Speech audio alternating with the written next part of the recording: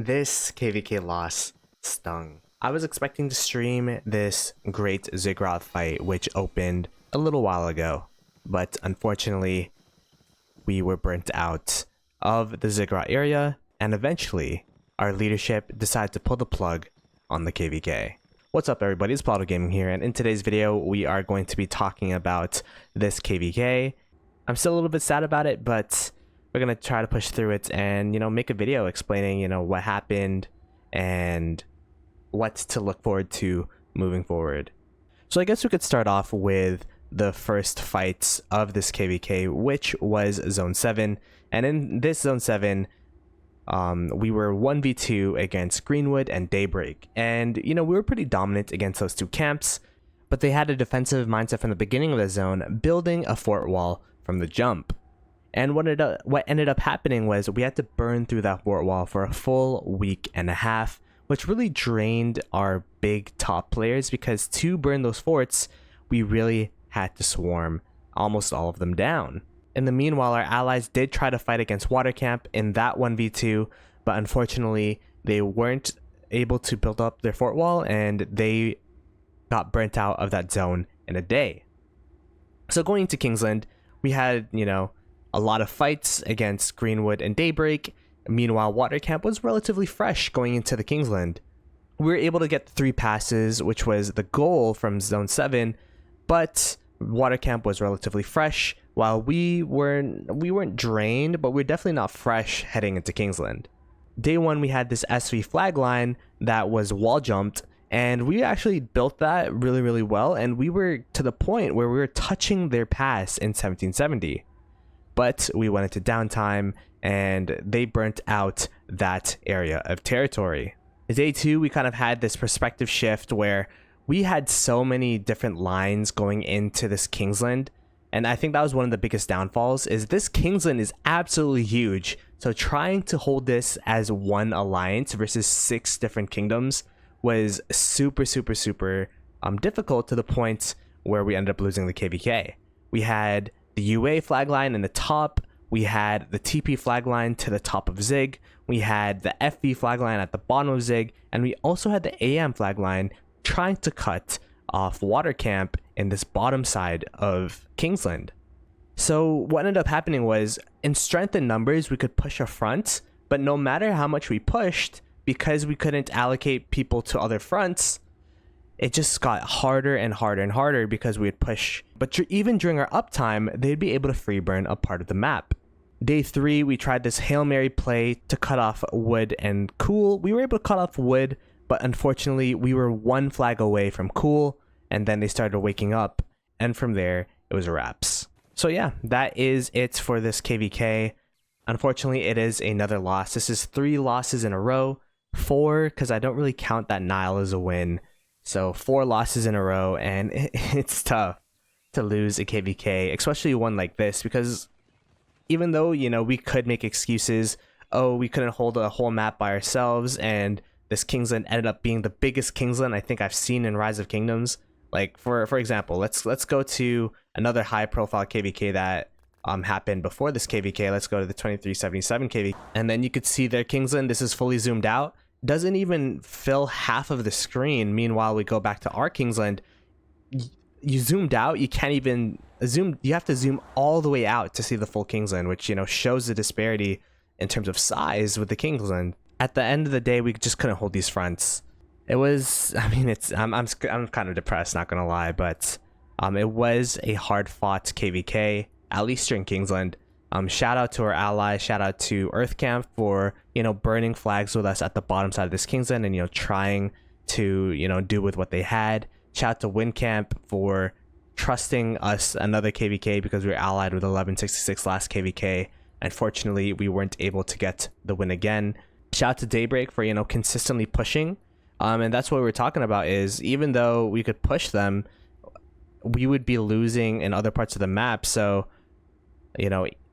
we couldn't leave them alone because they would just free burn our territory. But so it was like a consistent pressure from wherever Daybreak was. Same thing. Shout out to Greenwood for, honestly being one of the MVPs of this KVK. That fort wall hold was huge. And, I felt like they were active pretty much 24/7. They did have some, lower active times, but they were always on the field and always defending. None of their flags really free burned most of the KVK, and that was super impressive. And then finally, shout out to Water for being that final nail in the coffin, that driving force, being that open field pressure during this Kingsland fight.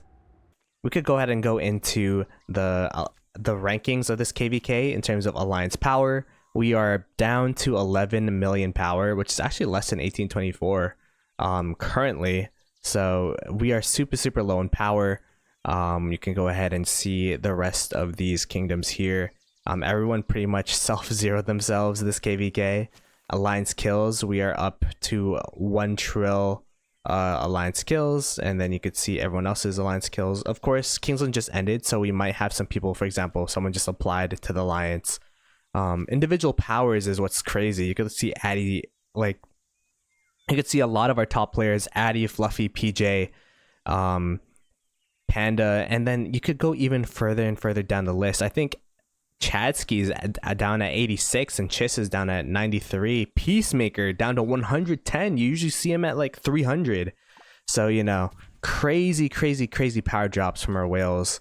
And shout out to them for being selfless and trying their best to swarm with the KD. And then finally, we have individual alliance kills. Peacemaker at 71.3 billion kills. Fluffy at 51. Addy at 37.4. And then we are actually making our way up a little bit. Didn't gain. Actually, this is the least amount of KP I've gained out of the 3 last KVKs. Only gaining 2.5 bill KP. I think I started at 13. Now I'm at 15.5. Honestly, like, the reason why this loss stings a little bit is this is our first time in 2268 being the biggest alliance, being the biggest kingdom in this KVK. But unfortunately, even though I feel like we did pretty decent, like, our performance was pretty good, it just was not enough, and it stings because I still do have some speed ups, not that much, but I still do have some speed ups. I still have some troops, but so we decided to pull the plug because of how the Kingsland was going. Finally, we could go ahead and look at this data tracker. Shout out to Naughty Poe, who created this. It's really good. This is 2268 data tracker. You can kind of see each player and how they're doing and their goals and all that kind of stuff. So we'll go ahead and look at myself. Ploto Gaming, I'm currently at, apparently in this data tracker, I was at 74.5 mil when this scan happened. So we could go ahead and click that and see that I was ranked 14th in terms of KP. And, I hit my contribution goals, which is great, hit my dead goals, hit my KP percentage. And then there's like a little bit of a graph here of, that's cool. There's like a graph to see, how much KP I've gained each day of KL. We could go ahead and look at the 2260. We could go ahead and look at the KVK stats. I think this is going to be really interesting. You can see all the different camps. Top camp is Fire. Top KD is 2268. Peacemaker 268 was the top KP. And top deads was Fluffy Pony. Yeah, Fluffy was swarming everything, man. But yeah, you could see Fire camp. We lost 3.3 bill power. We gained 8.7 bill kills and 145.3 billion KP. And then we also got the third most amount of deads, which honestly is pretty crazy because you have to keep in mind Water and Greenwood, and we'll see down here with the different KDs. These are different. These have 2 camps each. The rest of these have 2 kingdoms rather in each of these camps, so it's pretty crazy to see the stats coming up here and comparing, contrasting it. We apparently had a KDR of 10.2, so pretty crazy stuff. And then there's even more of the dead distribution within governors. You can see the different power groups here. Apparently the 80 to 90 mils, I started off at 80 mil. I don't know if that counts me, but apparently we have the most KP gain. But the 60 to 80 mils, so that's probably a lot of farm accounts getting the most deads. And then you could see the individual stats here ranked in terms of KP gain. Fire. Top 11 from our kingdom. So shout out to them. I'm down in 15th, and Panther actually beat me? Bruh. Well, apparently Panther got more KP than me, so that's how you know I was slacking. No, I'm joking. But yeah, that is it for this KVK. It is wraps. I'm definitely going to be making a video about my top marches, about Belisarius Prime, and all that kind of stuff. So be sure to subscribe to the channel, and I'll catch you guys later. Peace.